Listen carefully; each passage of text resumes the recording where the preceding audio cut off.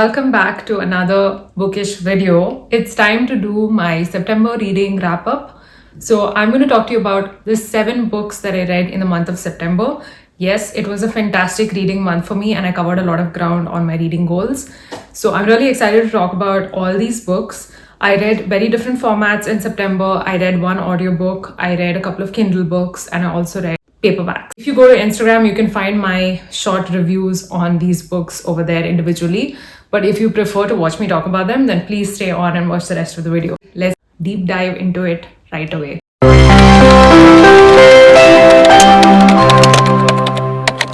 So the first book I read is Andy Weir's Project Hail Mary. This book is hands down the best audiobook that I've ever read. This book is marvelous, and what made it so amazing as a reading experience was the narration. So the narrator is adept at making multiple accents and he does a lot of justice to each accent. There are a lot of people from different countries in this book. So there was a Russian, there was a Chinese guy, an African. That makes it a very immersive read. And secondly, I would recommend you read this book in audio because that is the best way it can be understood when it comes to all the scientific facts. There are so many science facts in here that it just made me look at science as a wholly new language.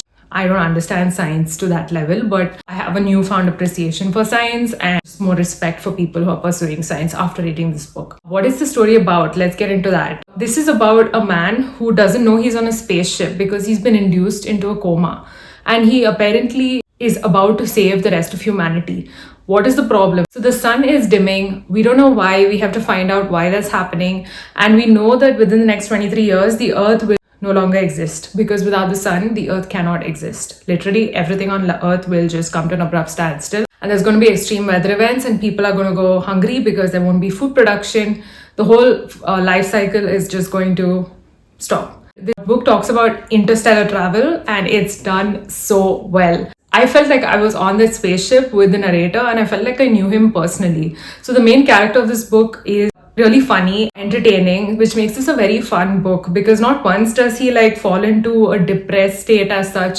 So it was just fun and I really enjoyed this. So I rated this 5 out of 5 stars. The other thing I really loved is that there is this element of meeting extraterrestrial life, and if you don't listen to the audiobook, then you will not be able to understand the language of these extraterrestrial life forms that the narrator encounters. I don't normally read science fiction, but this was such a great start for me to get into science fiction, and I think I enjoyed this more than the Book of Strange New Things, which I reviewed up here. You can go watch that video as well. So that was Project Hail Mary by Andy Weir. Next, I read Perfume by Patrick Susskind, which is a book that's been on my shelves for such a long time. In 2018, I went to Paris and I took this copy with me, hoping to be able to read in Paris, but there were so many distractions everywhere that I didn't read a single page. So this book was still lying around and I decided it's time, it's now or never. Boy, was I in for a ride because this was such a waste of my time. Let's just say that this is not what I was expecting it to be, and it is convoluted and it's a gross book. Okay, so there are some descriptions here of 18th century Paris which aren't very nice, but this is about a man who is born without any smell. When he's a baby, he doesn't have any smell. So this is based on the premise that every human being has a certain scent, and this guy ends up becoming a really big perfumer. He understands smell at a very deep level from a very young age.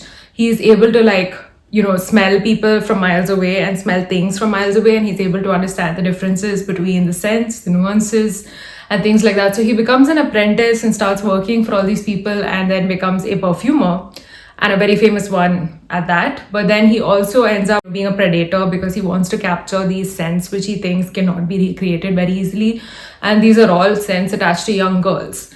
So then he goes and kind of murders these young girls because he wants those scents. Now what I didn't like is firstly the writing. I didn't gel with it at all. The second thing I didn't like, you don't understand his motivations. He's just a bad guy and you don't know why he is an evil guy, right? What led him to be that way? Yes, the world is a bad place, which is a premise that a novel works on. But is that enough to make somebody want to embrace evil at this level, right? And then there are some just weird things that happen throughout this novel which have no connection whatsoever to the story, which again, I was like, what am I even reading? So a lot of readers felt this way and I was glad that mine is not an unpopular opinion. But if you are somebody who loved Perfume. I'd love to know why you did. Also, fun fact, apparently Kurt Cobain, his favorite book was Perfume, and he's written a song about perfume as well, which I will try to find a link in the description box. So that was Perfume by Patrick Susskind. Next, I read a non-fiction book. I read Roxane Gay's essays in Bad Feminist. I have previously read Hunger, which I really enjoyed. But between Hunger and Bad Feminist, I would definitely vote for Bad Feminist. It is really researched very well, and she makes amazing arguments which are basis well-backed claims. I think my favorite essay in Bad Feminist was a really short one about friendship and how to navigate adult friendships, especially among women. Because as we get older and life gets in the way, it's difficult for women to form friendships that are very long lasting and maintain the old ones that they had. So she kind of gives like a guidebook to how to like navigate friendship, which I really liked, and all the points made a lot of sense to me. Also liked all her pop culture references and essays on pop culture, like the one on The Help, the one on 12 Years a Slave. She deals with a lot of topics in this book, from gender equality to racial equality and American politics in the present day, how gun control is something that needs to be addressed, and the death of Trayvon Martin and how that affected so many people. She talks about her own experiences having undergone sexual assault, and that's something readers of her work are familiar with, but then it makes a comeback in this book. But I also liked her essay on Django Unchained, which is a movie that kind of got a lot of recognition, but the director is not somebody who's really passionate about the rights of Black people in the United States. And basically she gives us a lot of facts and things to think about that you wouldn't otherwise know if you didn't read this book. So if you're consuming pop culture and you have no idea how things work on a grander scheme, then you should read Bad Feminist. It's written so well. Honestly, at this point, I would lap up anything she puts forth, and I'm waiting for more from Roxane Gay. She also writes about her experiences attending fat camp, which was something she was forced to do when she was a kid by her parents, because there was a camp which apparently helped kids reduce weight by making them exercise a lot, which is not really the best way to do this. But she talks about that as well, and it's just really raw, visceral, and just like Hunger as well in some places. But also I just found Bad Feminist to be really well written. Most of the essays in Bad Feminist are found in like the web, so I will link one that I particularly liked in the description box if you want to kind of do a trial and see whether you gel with her writing. The next book I read for fun, and this is Goosebumps by R.L. Stine, who is the most popular American author there ever was. So this is called Say Cheese and Die Again by R.L. Stine, which is just like under 150 pages, and it was something I read in a single sitting. This is about a kid called Greg who is having a really tough time with his teacher. His teacher's name is Sour Ball. Children just call him Sour Ball because he's just not a fun guy. Greg gets a really bad rating on his report because he kind of bluffs in his report and writes a story that is not true according to Sauerball. But the fact is, Greg really wrote something based on truth. So Greg now has to convince his teacher that what he wrote was true, and this way he will be able to get his grade up from an F to, say, a pass grade. He decides to go and look for the haunted house, which is what he wrote about in his report, and there's this camera which he found in the haunted house, and the camera apparently takes pictures of people, but then when the pictures come out of the camera, the people look really distressed in it. There's something bad that will happen to the person who has been photographed, and this bad thing will happen in the near future. So it's an evil camera. This was like a short story by Stephen King, and I'm sure Stephen King at some point might have even been inspired by R.L. Stine's book. I loved the end, the way it's kind of like a cliffhanger and stuff. It was just done really well. And what I didn't like though was a bit of fat shaming that happens in this book.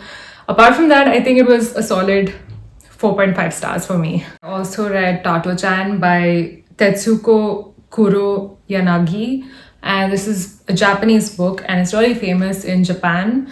And the reason this is famous is because of the fact that it deals with unconventional educational methods of educating children that are not popular in all schools around the world today. And this is about Totto-Chan, who is short for Tetsuko, so it's kind of autobiographical. Totto-Chan basically goes to the school, which is a lovely school in the middle of like a beautiful forest in a clearing. and it is railway carts. That's where the students gather to kind of have their lessons. And the best part about the school is children get to pick what they want to do at every given hour of the day. There is no set timetable where the children have to kind of study a certain subject. So it's experimental. One fact that I was really surprised by is towards the end, I found out that this was a school that actually existed in Japan, and the author actually went to the school. And there's even a really kind headmaster who kind of welcomes the children, gets to know them at a deeper level. This is set before the Second World War, just around that time. Unfortunately, the school in real life had to come to an abrupt end because it was bombed during the Second World War, which is so sad. But then she talks about her childhood in this school and all the experiences that shaped her. And the best part about it is, in the end, she also talks about case studies of all the children she wrote about in this book and how all of them became very successful and started doing things to give back to society at the end of the novel. So it's really very heartwarming. I think in a single sentence, if I had to say, this book is like a warm hug. It is very slice of life. It is very slow paced. It's something that you read over a given period of time. I also read and found out that the book has really short chapters because they were kind of serialized in the newspaper in Japan and they were published every other week. Really relatable as well. A lot of the stories in here about her childhood, it takes you back to your own childhood. And it has really cute illustrations. Like over here, there's also a little bit about disability in here and how it's important to kind of be an inclusive school as well. So I really enjoyed reading this book, and I would rate this, I think, 4 out of 5 stars. Final book I read in September is the one I'm most excited to talk to you about, and that is Orbital by Samantha Harvey. Now, this book has just recently been shortlisted for the Booker Prize, and I'm so happy that it got shortlisted. I haven't read any of the other shortlisted Booker Prize novels, but I am super excited and I think I should be reading them because this was so good. I can't imagine how good the others are. Orbital is one of the best books I've ever read in my entire life. Like, the writing is so good. It is lyrical, it is poetic in places, it is very figurative, it uses a lot of metaphors. And, basically this is a book about space. As you can make out from the cover, this is about space. And it's about 6 astronauts who are currently in orbit around the Earth, and all of them are in the International Space Station. And they have been in space for quite some time, let's say about 6 months. And all of them are from different countries. There's a Japanese woman, a British woman, a Russian cosmonaut, and a couple of other people. And it's about all of their individual experiences orbiting the Earth.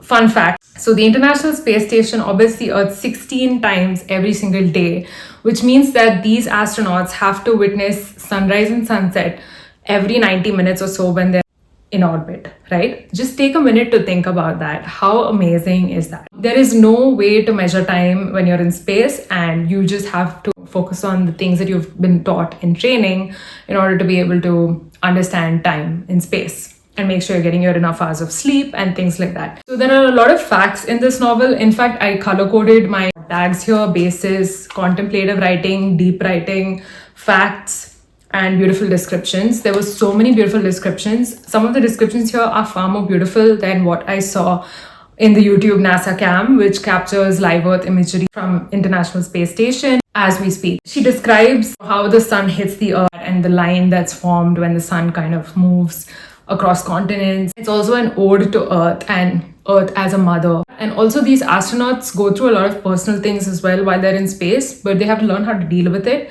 Like, for instance, there is a typhoon that's happening and astronauts are looking out through space at the typhoon that's gathering above Taiwan or above a different country. And they need to be able to kind of process that and also take images and send them to Earth. They're thinking about all the destruction that's happening on account of the typhoon while they're up in space, and thinking about the people on Earth. The Japanese astronaut loses her mom while she's in space, so she has to grapple with those feelings as well.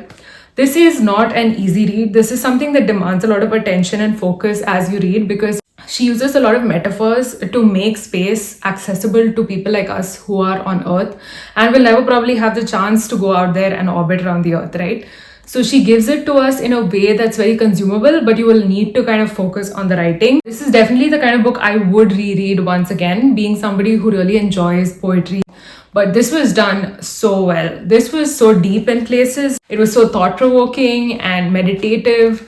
And I just really enjoyed this book. So I'm giving this more than 5 stars if possible. And I have to read the other Booker Prize book in order to see whether Orbital will win or the others will win. If you've read this book, I'd love to know your thoughts. If you've read any of the books I talked about, let me know in a comment down below. I hope you liked this video. I'll be back with more bookish content very soon. In the meantime, stay safe, stay sane, happy reading.